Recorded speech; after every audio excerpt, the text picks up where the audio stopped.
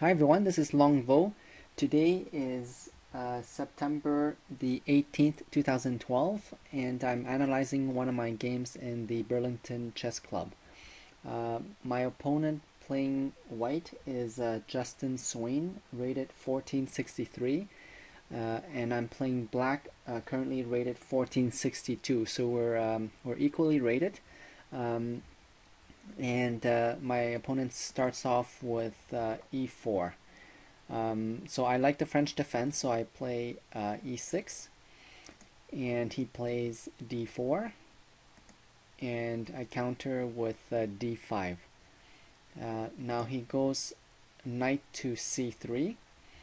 Um, so in the past I did play this move before because once the knight comes out, he's preventing this pawn from advancing to protect this pawn.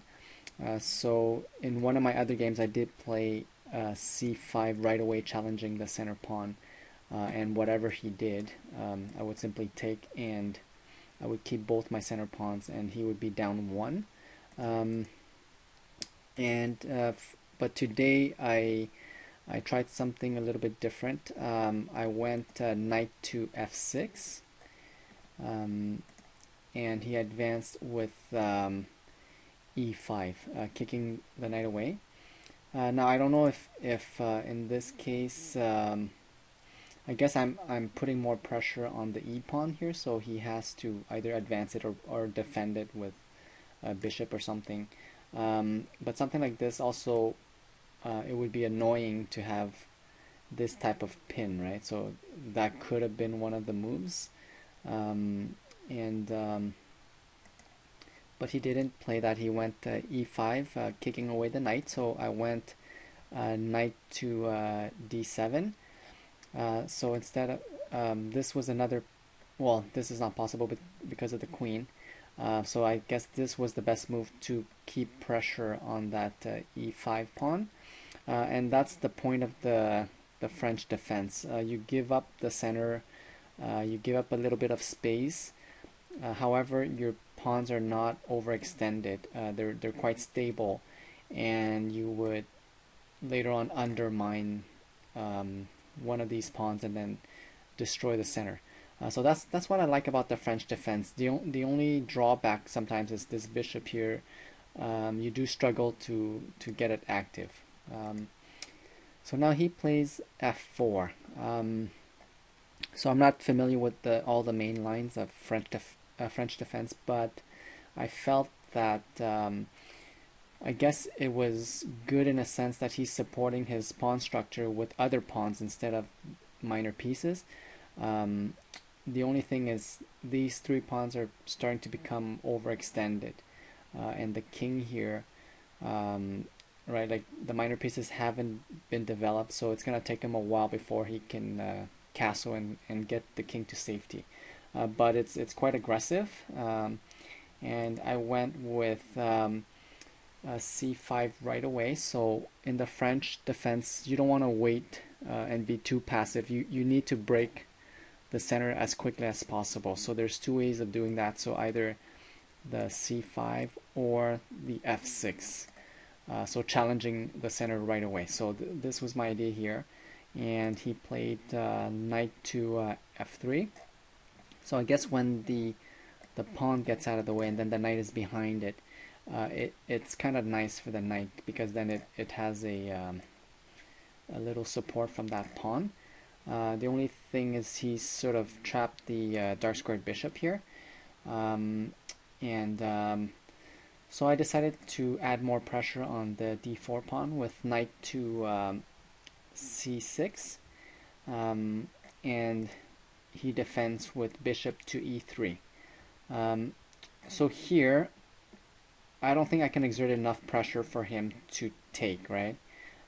Because he's just waiting for me to take because he has the queen, 1, 2, 3 defenders, and I only have 2 attackers. Does it make sense to add another attacker on that pawn? Not really, because now the fact that the knight moved, moving my queen here doesn't make as much sense because the threat here is not very very real because the rook is connected with the queen. So I sort of gave up on putting pressure there, but it's still there. Okay, so I'm just hoping for him to take, and then I would either take back with the knight or probably the bishop to further develop my pieces, and then sort of undermine the center and then go after these two pawns. So I sort of gave up, but I decided to put pressure on the other side. Now before this move though, the knights here, there's a common pin that happens here, and then what do you do, right? So if you leave the knight there, or if you challenge the bishop, and then he can simply exchange and sort of mess up the pawns here. So I did think of, I guess before trying to break in the center, I was thinking perhaps I should have gone a6 first, but then I felt the pressure here, and I felt that if I was a bit too passive, he would simply, I don't know, have time to complete development or something like that, or I was feeling that there was a little bit too much pressure here with these pawns. I wasn't comfortable, so I decided to break in the center right away. So if this wasn't gonna work, then perhaps this would. And if he takes, then I would take, actually I wouldn't have taken with the knight, I would have taken with the queen, because this knight here is important to defend the c5 pawn, because if I take with the knight, I'm losing a defender, and he would simply take, and I would be down a pawn. So the queen here would help to develop, and plus I would have my center intact. So that was my idea. And of course, if he felt this pressure, there was the other option of taking over here, which would have worked out for me as well. But the important thing here is that both my center pawns were safe, and there were no other pawns that could attack them, whereas his two center pawns are targets for my C and F pawns. So it would be a good exchange for me. So that's what I like about the French. Now he goes bishop to b5, so I thought about, you know, that possibility, and I knew that it would really annoy me, because now just the idea of him exchanging here, messing up the pawns. My only compensation would be I would get the bishop pair, but still pawn structure to me is quite important. So I went c takes d, with the idea that if I can somehow move this knight out of the way, then the pawns would be okay. So if he would take, then my knight would take, and then I would be okay. But what I didn't realize was, well, once he took with bishop takes d4, I thought about the position, and I guess I was already committed to taking with the knight to take care of this weakness. But also this would be a bishop for a knight is also a good thing, right?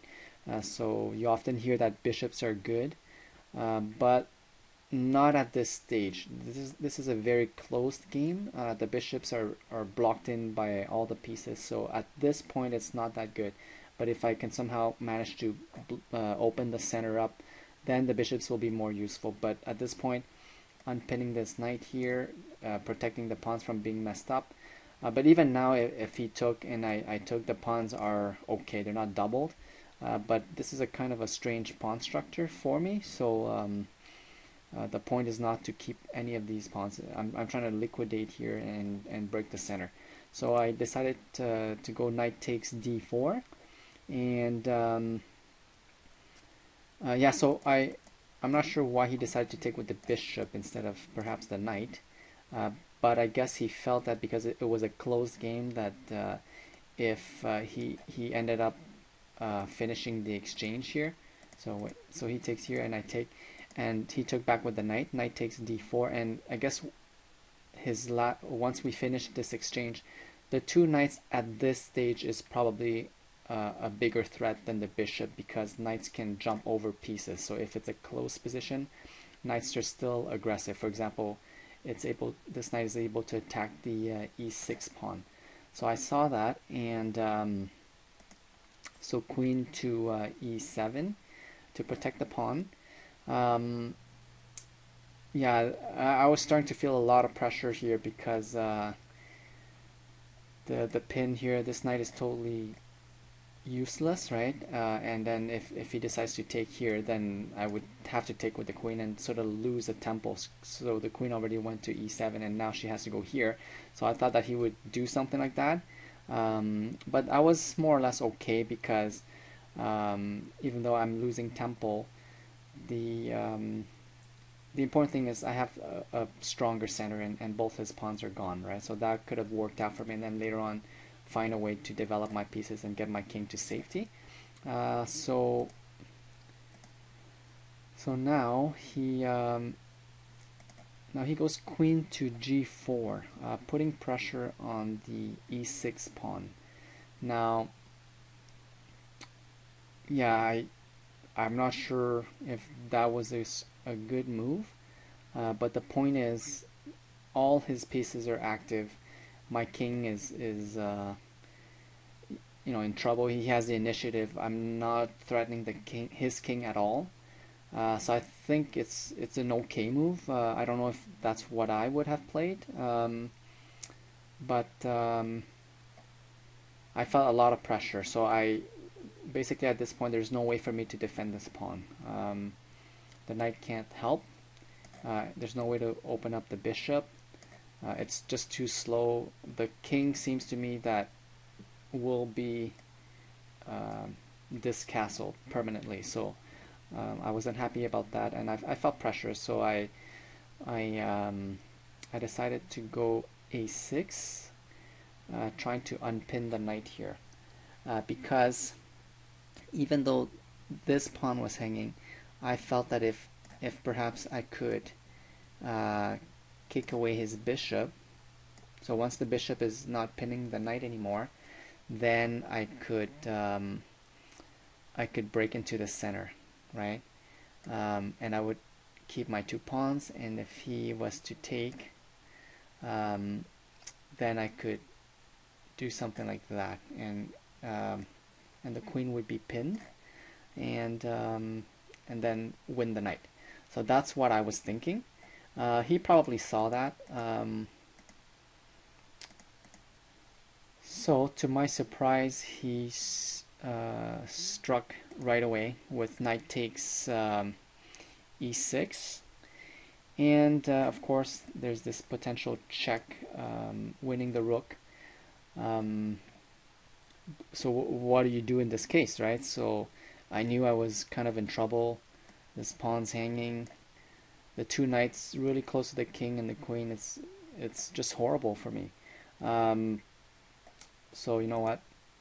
Take the bishop, go up material, do your best to hang in there, and if you can defend, then you're up material. If not, then it's over. So a takes b5, and now he goes knight to c7 check. So of course my king can no longer castle. So where should I have gone? So I had two choices. One is f7, the other one is d8. So I thought for a while, and so I guess if I have gone here, he would simply take.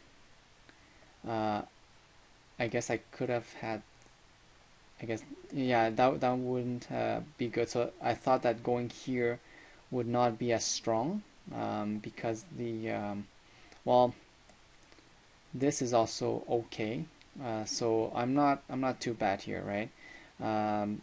But of course it's he could be quite aggressive, and I didn't really feel comfortable with that. So I decided to go king to d8 instead, thinking that if he takes the rook, then I would sort of trap the knight there with a discovered attack and on the queen, and then the king is supporting the bishop. So that's that's my reasoning. So basically, I would be down the exchange here because I would win the knight back. So I would still be up a bishop. So I felt that that was my best chance. And plus, now this pawn is defended.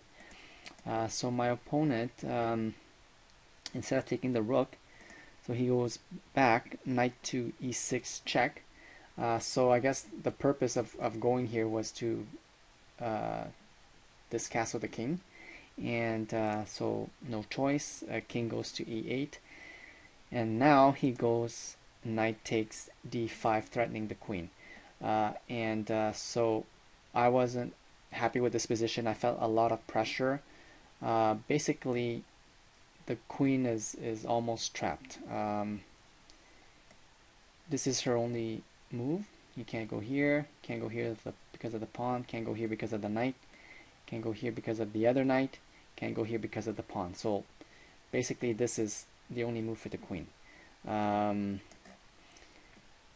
then what, right? So if I've gone here, then he could probably checkmate here. So that was the threat. I didn't even see this, but I wasn't interested in playing passive defense, trying to defend a position, because it's really not defendable. So luckily his queen is here, so I had this move, knight takes e5. So I wasn't even thinking of the threat of checkmate over here. But now that the knight is here, it's no longer a checkmate, because yeah, I don't know, that could have been well, I guess I could still go here. So but then the queen's hanging, right? So so he delivers check again. So knight to c7 check. And now I decide to go to f7, because if I had gone to because now there's two knights, right? So if I had gone, oops, sorry. So if I had gone to d8 instead, he still has other threats, like other ways to deliver check, and who knows what can happen, right? And supporting this again, I don't know, like something like this, I guess it's okay as well, right? But for some reason I felt that the king was probably safer on f7, and so I knew that if he takes the queen, then I would take back with the knight, right? So not the bishop, but the knight, because the knight is hanging. So now he goes knight takes e7, and knight takes g4. So this, now I'm feeling less pressure as the pieces start to come off the board. And so now he goes knight takes a8, and bishop takes e7. So now his knight is potentially trapped. So he's careful here, because yeah, I have my eye on this knight here, because he's not too well defended away from everybody. So he goes knight to c7, trying to attack the b5 pawn here. And these are double pawns. They're a permanent weakness. I didn't really care about them. But what I noticed though is that his king was right in the middle with no pawns and nobody defending. So I thought to myself, well, instead of trying to trap that knight, let's discastle his king. So I go knight to e3. So what I'm threatening here is forking the king and the rook. I'm also attacking the g2 pawn, and then I could attack the f4 pawn. So I felt that was a strong move, and there's no way for him to castle because the knight is preventing. So I thought that was a good move, and so he goes king to f2. So at this point, the queens are off the board. Castling is probably not a must anymore, right? So the rooks are connected. This is considered completed development. His king is not that much of in danger because there's no queens, and I'm down the rook, right? So now I go bishop to c5 with an x-ray on the king. So I felt that was a good move because it helped me open up the e and the d file for the rook later on, and this x-ray is very uncomfortable. Basically losing a tempo, right, for his king. So he goes king to g3, getting out of the x-ray.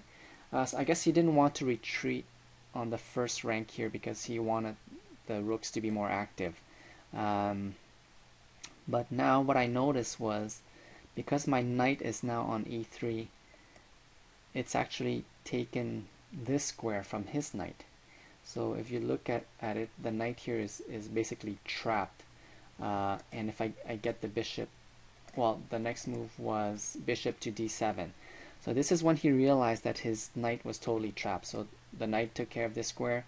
Over here we have the king and the bishop. Here we have the rook. We have the rook. We have the pawn. He can exchange, right? And then he's basically trapped. So there's no way for him to save his knight at this point. And so he thought a long time, and he came up with rook to d1. Basically sacrificing the exchange here. So once I took the rook, he would develop his other rook, and I think that made sense. And this knight here is just really strong, just really bothering the king here and taking up all these squares.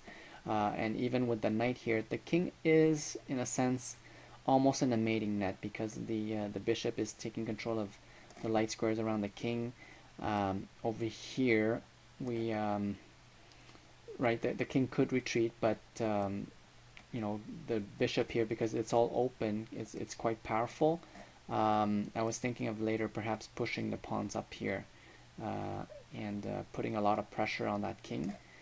So he, I think that was his only move, and I went knight takes d1 and rook takes d1. So now my light square bishop is hanging, and I go bishop to c6. So this, I felt this was a good move because the pawn's defending it and the bishop is defending the other pawn. So now this is more or less safe. The knight is still trapped, right? So nowhere to go, and so I still have my eye on the knight. And once I take care of the knight, then the king is pretty much in trouble. So at this point, there was no more pressure, and so he goes rook to e1. I guess he's trying to take the e file for the knight to escape. So I went bishop to d6. So now the knight is done. So I felt that, of course, he had this move, but then I would simply swing the rook over, pinning that knight to the other rook. The rook is undefended, so I don't know, he can't move the pawn to defend because it's pinned. So at this point, the knight is gone, right? So he went knight to d5, and bishop takes d5, and so I'm up 2 pieces at this point, and I'm very comfortable. I don't have many weaknesses, perhaps these double pawns, but if I retreat the bishop back here, I'm fine. And it's an open game. The bishops are really powerful. He goes rook to d1, king to e6, defending the bishop, and he goes king to g4. And I had some options here, perhaps pushing here, and if he pushing here, and if he comes here, I would perhaps find a way to put some pressure on that king, and I don't know, he'd be pretty big trouble here. So perhaps just improving my king here, right? And then if he just made a random move, and then this would be checkmate, right? So so that was a possibility, but I guess I was kind of brain dead at this point, because I was still nervous from the earlier attack here with the two knights. So I just felt that I should just play safe and perhaps take the pawns, and I felt this pawn was a bigger threat because it could defend this one, whereas this one's like a side pawn there, not really threatening anything. So I decided to go bishop takes g2. Then he delivers check with f5. So of course I need to stay connected with my dark squared bishop. So king to e7.